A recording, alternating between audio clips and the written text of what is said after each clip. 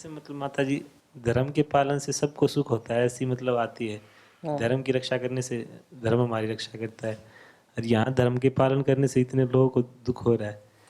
दुख नहीं हो रहा, धर्म का पालन कभी भी दुखदायी होता ही नहीं है।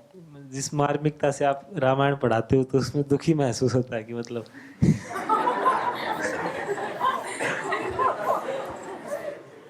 भाई देखो, जब कैंसर के फोड़े को बाहर यदि निकालना है तो उसमें चीरा लगाने वाला कष्ट तो सहन करना ही पड़ेगा। लेकिन वास्तव में जिसको चीरा लग रहा है उस आत्मा को दुख नहीं होता, सुख ही होता है। चीरा निकाल दिया उसको बाहर। और यदि चीरा नहीं लगाए ना तो व्यक्ति घुटता रहता है रात दिन अंदर अंदर। वो है दुखदायी स्थिति कि पता नहीं कब क्या हो जाएगा। तो ऐसा ही है धर्म का पालन भी। आप लोगों को यहाँ पर रहते हुए, जैसे कुछ लोग तो आप में से सर्दी में वस्त्र आदि भी बहुत कम पहनते हैं। अब उनको दूसरे जो देखते हैं तो बोले देखो कितने दुख पा रहे हैं बेचारे।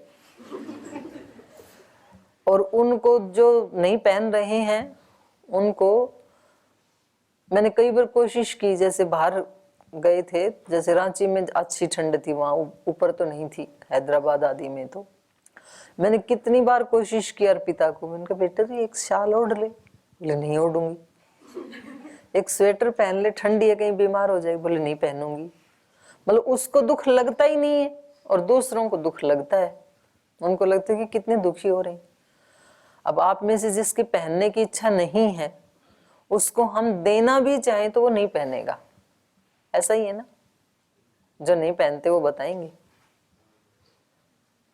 मतलब कोई अभाव थोड़े ही आप लोगों को। आप चाहें तो आपके लिए स्वेटर, कंबल, शाल सब आ जाएगा। लेकिन कुछ तो ऐसे जिनको शाल दे रखा है और फिर भी नहीं पहनते हैं। तो उनको लगता है कि भाई हम तो तपस्या कर रहे हैं, द्वंद्व सहन कर रहे हैं। तो अच्छी बात है, उनको नहीं लगता है। और हर व्यक्ति करता है जितना उससे सहन हो। तो देखो, और सबको सबकी होड़ नहीं करनी चाहिए। अब यदि मैं आपकी होड़ करने लगूं तो मैं बीमार हो जाऊंगी अगले दिन। तो मुझे पता है भाई, एक तो उम्र का भी अंतर होता है। युवावस्था में प्राय सर्दी गर्मी आदि सहन करने की क्षमता अधिक होती है, तो उस समय आप ना भी पहने तो चलेगा।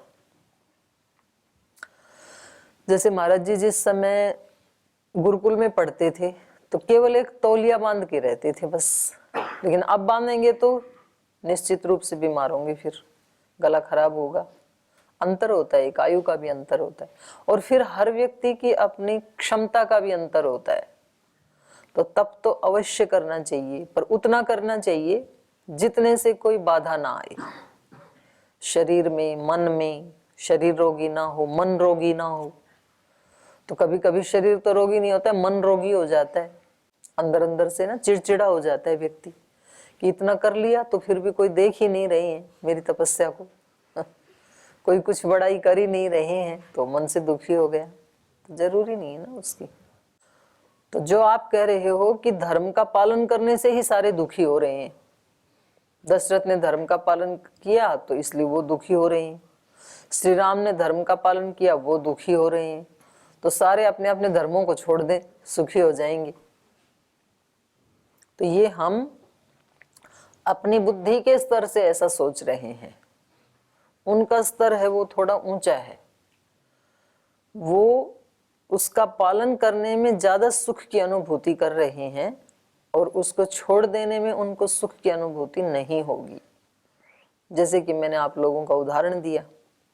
आप लोग यदि सांसारिक लोगों की तरह से आपको पैंट शर्ट कोट सब ला के दे दें तो उसमें आप सुख की अनुभूति नहीं करेंगे। और आप लोग अपने कटी वस्त्रों में, श्वेत वस्त्रों में जो तपस्या कर रहे हैं उसमें आपको सुख लगता है, इसीलिए तो पहनते हैं, नहीं तो कौन पहनेगा।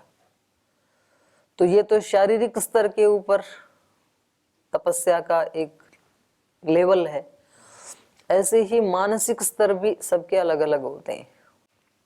तो उन लोगों को खुशी होती है अपने धर्म का पालन करने में। उसको पालन करते हुए चाहे बाह्य दृष्टि से भले ही ये लग रहा हो कि भाई कुछ कष्ट आ रहा है, लेकिन आत्मा के स्तर पे उनको अच्छा ही लगता है धर्म का पालन करना। तो ऐसे कितने उदाहरण नहीं है। गुरु गोविंद सिंह के बच्चों को दीवार में जब चीना गया तो वो अपने धर्म का पालन कर रहे थे और उनको वो पालन करने में ही सुख लग रहा था। यदि वो बाहर आ जाते और अपना धर्म परिवर्तन कर लेते तो फिर वो जिंदगी भर दुखी होकर के जीते। वो जीना भी मरने जैसा ही था। और अब उनके शरीर का मरना सदा सदा के लिए अमर होना हो गया। वो कभी मरेंगे नहीं। शरीर तो मर गया लेकिन उनका नाम, उनका सुयश कभी मरेगा नहीं। वो सदा के लिए अमर हो गया। तो जिनको धर्म प्रिय होता है तो वो उसका पालन करने में कितने भी कष्ट क्यों ना आए, वो कष्ट तो वैसे भी आएंगे, उस तरह के नहीं आएंगे तो दूसरी तरह के आएंगे। कष्ट तो आने ही होते हैं, सुख और दुख तो आने ही होते हैं हर एक के जीवन में। पर धर्म का पालन करते हुए यदि आए तो वो सौभाग्य है, और धर्म को छोड़ करके यदि आए वो दुर्भाग्य है। जैसे हर व्यक्ति के जीवन में कभी रोना कभी हंसना आता ही है ना, कभी रोते हैं कभी हंसते हैं। लेकिन जो भगवान के लिए रोए उनका रोना सौभाग्य है, और जो संसार के लिए रोए उनका रोना दुर्भाग्य है। तो ये अंतर हो जाता है फिर। ठीक है, धन्यवाद। ओम माता जी। माता जी, मैंने एक सवाल पूछा था पहले भी, पर्ची में आया था कि मन के स्तर होते हैं ना, अवचेतन और चेतन, इसके अलावा भी कोई स्तर होता है? और अगर होता है तो उसके बारे में पहले दो तो जानो तो फिर होता होगा तो अपने आप ही लाइव देखो ना। दूसरे के शब्दों से क्या देखना है, आप खुद देखो अपने मन को। क्योंकि जिन्होंने देखा है ना तो उन्होंने तो बताया है, पर वो उनका ज्ञान है, वो हमारा नहीं है। जैसे श्री अरविंद ने इसके और भी पार्ट किए, अर्ध चेतन, अचेतन, अवचेतन, फिर एक सुपर माइंड उन्होंने बताया। तो उन्होंने बहुत सारे स्तर बताए हैं मन के। लेकिन हम यदि सुन भी लेंगे, मान लो महर्षि पतंजलि जी ने प्रज्ञा के 7 भाग बताए हैं, सप्तधा बोला है, तो कोई 7 बता दे, 5 बता दे, 2 बता दे, हमारे को क्या फर्क पड़ेगा। तो हमें जितना समझ में आया है ना उतने को पहले लाइव करना है। तो 2 तो हमारे को अच्छे से समझ में आ ही रहे हैं। एक दिन भर में जो हम मन से काम लेते हैं इसका नाम है चेतन मन, और एक रात को जो कोई काम नहीं करता है, रात को भी हम तो होते ही हैं पर मन कोई काम नहीं करता है, तो उसका नाम है अवचेतन मन। तो अब इन दोनों का पहले हमें साक्षात्कार करना चाहिए। पहले दिन में देखना चाहिए कि अभी मैं पढ़ाई कर रहा हूं और मन कहाँ है मेरा, चेतन मन पढ़ाई में ही है, पुस्तक के ही साथ है, या कहीं बाहर है, या बाहर गया तो कहाँ गया, क्यों गया, कितनी देर में आया, इसकी आवश्यकता थी या नहीं थी, मेरे मन में ये भाव आया तो क्यों आया। तो ऐसे इसका आप जैसे जैसे देखना शुरू करोगे तो फिर वो अपने पूरे स्वरूप को आपके सामने अभिव्यक्त कर देगा। तो अभी जितना आपको 2 समझ में आए ना, तो उसका 2 का अभ्यास करो। तो ऐसे अलग अलग जिन महापुरुषों ने मन का साक्षात्कार किया तो उन्होंने थोड़े थोड़े अंतर से कुछ अलग अलग बातें भी बताई। ठीक है, तो पढ़ें। अब चलिए पढ़ते हैं थोड़ा। तो श्री राम ने तो अपना उपदेश दिया भरत जी को। अब भरत जी इसके ऊपर क्या रिएक्ट कर रहे हैं ये हम अगले सर्ग में पढ़ेंगे।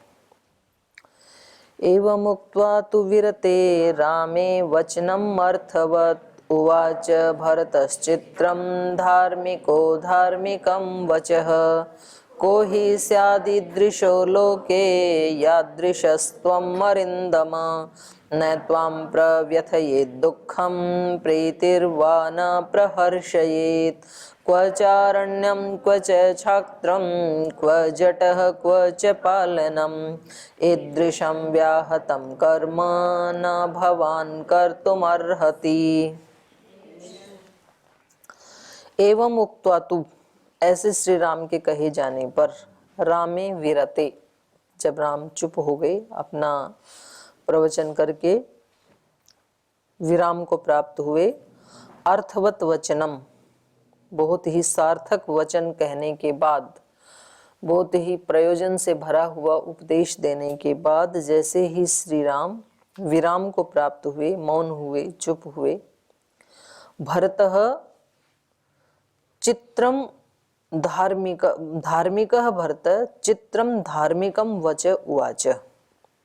तो जो धार्मिक भरत जी हैं, तो यहाँ भरत के लिए भी विशेषण है धार्मिकः भरत, धर्मात्मा भरत जी, धर्म का पालन करने वाले। ये देखा इनके परिवार में ज्यादातर विशेषण, जैसे दशरथ जी के साथ भी, श्री राम के साथ भी, भरत जी के साथ भी, इनके कुल में धर्म का पालन करने के ऊपर बहुत बल दिया जाता है। तो यहाँ भरत जी के लिए भी आया धार्मिक भरत, धार्मिक जो भरत जी हैं उन्होंने धार्मिकम चित्रम वचः उवाच, अनेक प्रकार से, चित्रम माने विविध प्रकार से, चित्रम विचित्रम ऐसे होता है ना, तो अनेक विध उन्होंने धार्मिक वचन उनको कहे। वो धर्म की माने एक दूसरे को बात कहते भी है ना, तो धर्म की आड़ लेकर के कहते हैं। आड़ लेकर के मतलब धर्म को सामने रख करके कहते हैं। तो श्री राम ने कहा कि आपका धर्म है राज्य का पालन करना, मेरा धर्म है वनवास में रहना, तो हम दोनों अपने अपने धर्म का पालन करें। तो अब ये भी धर्म को केंद्र में रख करके ही कहेंगे जो भी कहेंगे, क्योंकि धर्म से इधर या उधर ये नहीं होंगे कोई भी। तो ये कह रहे हैं चित्रम धार्मिकम वच उवाच, अनेक प्रकार के धार्मिक वचन उन्होंने श्री राम से कहा। कोहि स्याद ईदृशो लोके यादृश त्वम अरिंदम, हे अरिंदम, अरि का दमन करने वाले शत्रु संहारक श्री राम, इस लोक में कोहि स्याद ईदृशो यादृश त्वम, आप जैसा और दूसरा कौन राजा हो सकता है। क्योंकि राजा किसको बनना चाहिए, जो सर्वश्रेष्ठ हो। आजकल भी यद्यपि वो ठीक है, हम अपने वोट का ठीक से सदुपयोग नहीं करते हैं, लेकिन आज भी प्रथा तो वही है। लोकतंत्र का मतलब यही होता है कि जो सबसे अच्छा व्यक्ति है उसको सबसे ज्यादा लोग चाहें तो उसको राजा बनना चाहिए। लेकिन अब हम जो अच्छा व्यक्ति है उसके लिए नहीं देते हैं, हम तो किसी ग्रुप के साथ जुड़े होते हैं, भाई हमारे को ये व्यक्ति कहेगा वहां हमें वोट डालना है, हमें नहीं पता, क्योंकि हमें फिर अपने अगले काम इनसे करवाने हैं। हमें किसी की ट्रांसफर करवानी है, किसी की नौकरी लगवानी है, किसी की तनख्वाह बढ़वानी है, कुछ भी करना है तो हम इस व्यक्ति को बोलेंगे और ये फिर ऊपर बोलेगा। तो हम अपने स्वार्थों को ध्यान में रख करके तब वोट देते हैं, तो उसमें कई बार अयोग्य व्यक्ति भी बन जाते हैं और ज्यादातर अयोग्य बन जाते हैं, और जो वास्तव में योग्य होते हैं उनकी तो जमानत जब्त हो जाती है बेचारों की, ऐसे भी होता है। तो ये कह रहे हैं कि आपके जैसा तो इस लोक में कोई है ही नहीं। कोहि स्यात् ईदृशः, जैसे आप हैं वैसा कौन हो सकता है, कोई नहीं हो सकता है। न हि त्वाम प्रव्यथयेत दुखम प्रीतिर्वा न प्रहर्षयेत, मतलब आपका जैसा कोई क्यों नहीं है आपके जैसा, तो आप दुखम न प्रव्यथित, दुख में तो व्यथित नहीं होते हैं आप, और प्रीतिर्वा न प्रहर्षयित, जब सुख आता है तो आप हर्षित नहीं होते हैं। तो आपके जैसा और कौन हो सकता है, सुख दुख में समान रहने वाला। दुख को देख करके आप व्यथित नहीं होते हैं, घबराते नहीं हैं, सुख को देख करके आप इतराते नहीं हैं, हर्षित नहीं होते हैं। तो ये लक्षण तो किसी योगी में मिल सकता है, किसी महापुरुष में ही मिल सकता है। सामान्य व्यक्ति का तो लक्षण यही है कि दुख आएगा तो वो रोएगा, सुख आएगा तो वो हर्षित होगा, तो उसका तो दिख जाता है। श्री राम दोनों में सम है। तो ऐसे व्यक्ति को यहाँ नहीं रहना चाहिए, ऐसे व्यक्ति को ही राजा बनना चाहिए। ये कह रहे हैं वो कि राजा किसको बनना चाहिए, सर्वश्रेष्ठ व्यक्ति को, ऐसे योगी व्यक्ति को ही राजा बनना चाहिए। क्योंकि प्रजा में और प्रजाजनों में सुख दुख आते ही रहेंगे, और हम तो उनके सुख दुख से सुखी दुखी हो जाएंगे, तो उनका कैसे निवारण करेंगे हम। तो आप जाएंगे तो आप उसमें सम रहते हुए सबकी समस्या का समाधान कर पाएंगी। तो इसलिए कह रहे हैं क्वच अरण्यम क्वच क्षात्रम, कहाँ ये अरण्य का निवास और कहाँ क्षात्रम राजधर्म क्षत्रिय का धर्म। क्व जट क्व च पालनम, कहाँ ये जटाई सन्यासी के वेश में, और क्व च पालनम, कहाँ प्रजा का पालन। तो दोनों अलग अलग चीजें हैं ना। आपको तो प्रजा के पालन में लगना चाहिए, ये जटाएं बढ़ा करके सन्यास के धर्म का आचरण करते हुए वन में नहीं रहना चाहिए आपको। ईदृशम व्याहतम कर्म न भवान कर्तुम अर्हति, क्योंकि ये कर्म आपके लिए क्या है, व्याहतम कर्म, विपरीत कर्म है ये आपके लिए। आपके जैसे व्यक्ति को अरण्य में नहीं रहना चाहिए, आपको तो राजभवन में रहना चाहिए, राजा होकर के रहना चाहिए। आपको जटाजूट बढ़ा करके यहाँ सन्यासी जैसे नहीं रहना चाहिए, आपको प्रजा के पालन में लगना चाहिए। तो ईदृशम व्याहतम कर्म न भवान कर्तुम अर्हति, आप ये अपने अस्तित्व और अपने व्यक्तित्व से विपरीत धर्मों का पालन आपको नहीं करना चाहिए। क्योंकि इस श्लोक से ये पता लग रहा है कि वर्णाश्रम व्यवस्था जो है वो कर्म के आधार पर ही मानी जाती थी उस समय भी।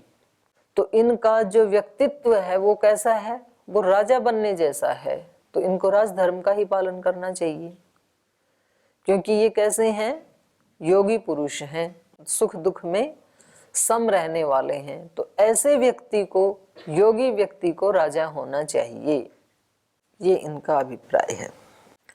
एष हि प्रथमो धर्म क्षत्रियस्याभिषेचनम् येन शक्यं महाप्राज्य प्रजानां परिपालनम् अथ क्लेशजमेवमेव त्वं धर्मं चरितुमिच्छसि धर्मेण चतुरो वर्णान् पालयन् क्लेशमाप्नुहि चतुर्णामाश्रमाणां हि गार्हस्थ्यं श्रेष्ठमाश्रमम् प्राहुर्धर्मज्ञ धर्मज्ञस्तं कथं त्यक्तुमर्हसि श्रुतेन बालस्थानेन जन्मना भवतो ह्यहं स कथं पालयिष्यामि भूमिं भवति तिष्ठति इदं निखिलम् अव्यग्रं राज्यं पितरम् अकण्टकम् अनुषाधि स्वधर्मेण धर्मज्ञ सह बान्धवैः इहैव त्वाभिषिञ्चन्तो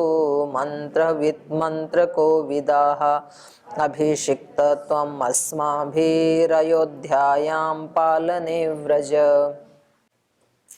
एष हि प्रथमो धर्मः क्षत्रियस्य अभिषेचनम्, क्योंकि आप क्षत्रिय हैं, आप वीर हैं, पराक्रमी हैं, उत्साही हैं, योगी हैं। तो ऐसा जो विवेकी और शूरवीर दोनों एक साथ, ऐसा जो योगिक क्षत्रिय है उसको क्या करना चाहिए, अभिषेचनम, राज्याभिषेक करवाना चाहिए। यही धर्म कहता है। वो धर्म को ही कह करके, माने धर्म को ही सामने रख करके अपनी बात कह रहे हैं। ऐसे ही प्रथमो धर्म, यही सर्वप्रथम धर्म ये है कि आप जैसे जो क्षत्रिय हैं, जो प्रज्ञावान भी हैं, जो वीर्यवान भी हैं, जो योगी भी हैं, उनको क्या करना चाहिए, अभिषेचनम, राज्याभिषेक करवाना चाहिए। उसको जंगल में नहीं जाना चाहिए। तो इससे दो बातों का पता लग रहा है कि एक तो वर्णाश्रम व्यवस्था कर्म के अनुसार, योग्यता के अनुसार होती थी, और दूसरा जो ऐसे योगी हैं उनको वन में नहीं जाना चाहिए।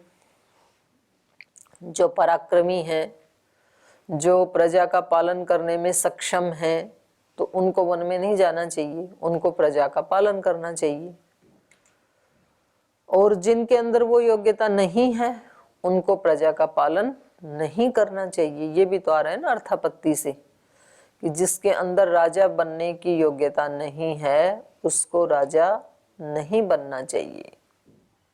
राजा उसी को बनना चाहिए जिसमें उस तरह का नेतृत्व करने की सामर्थ्य हो, क्योंकि जैसा नेतृत्व होगा वैसा ही फिर पीछे का पूरा देश और पूरी प्रजा का उत्थान या पतन होगा।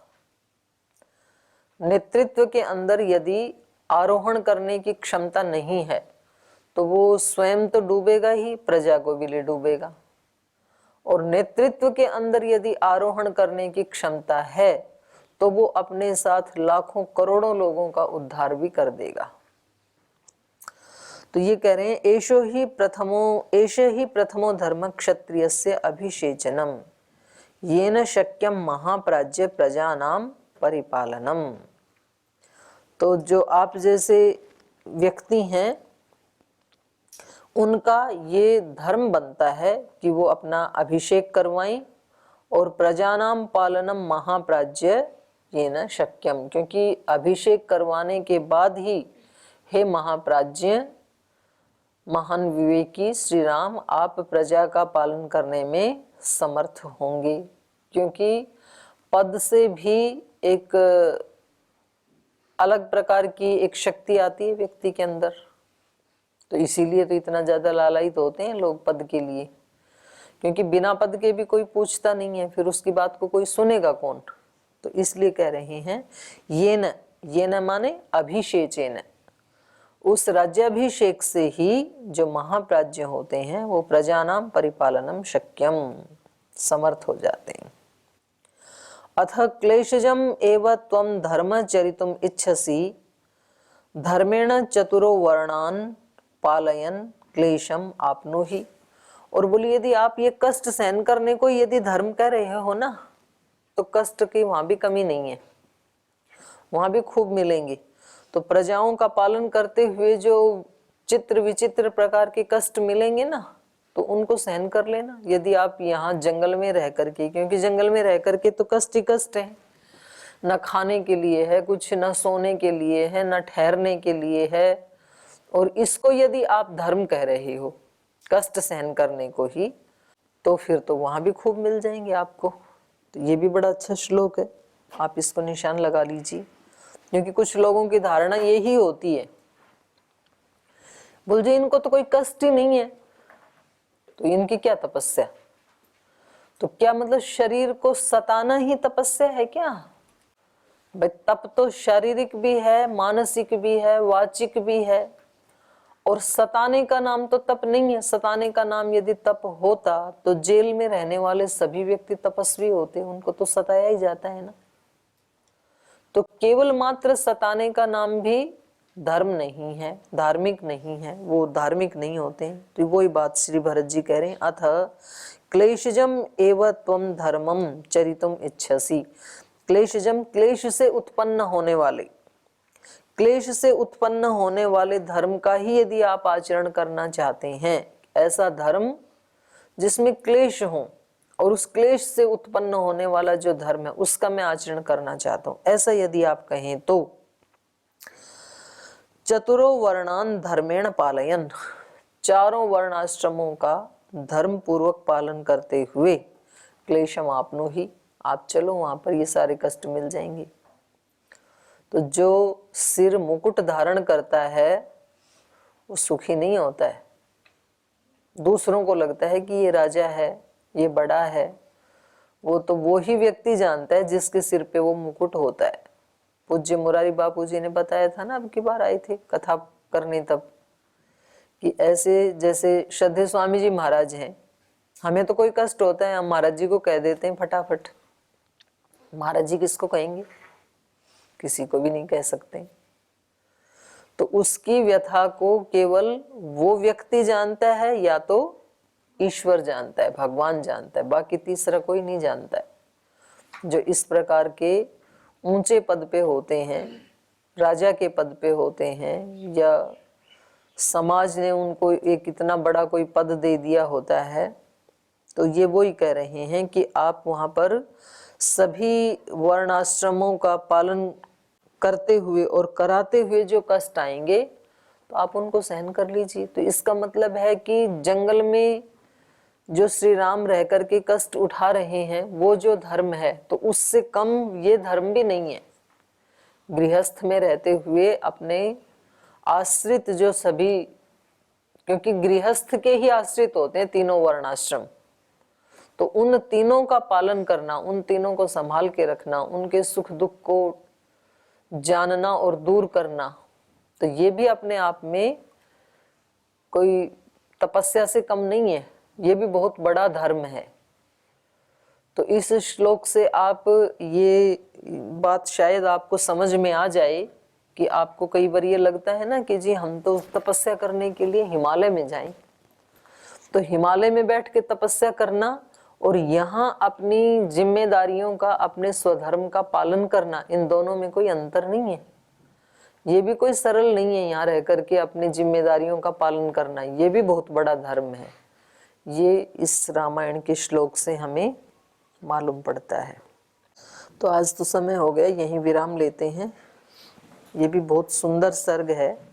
श्री राम और भरत का ये जो संवाद चल रहा है, अपने आप में ये बहुत बड़ा शास्त्र है, बहुत इससे दिशा मिल सकती है हमारे जीवनों को। तो इसको हम कल पढ़ेंगे, आज यहीं विराम लेते हैं।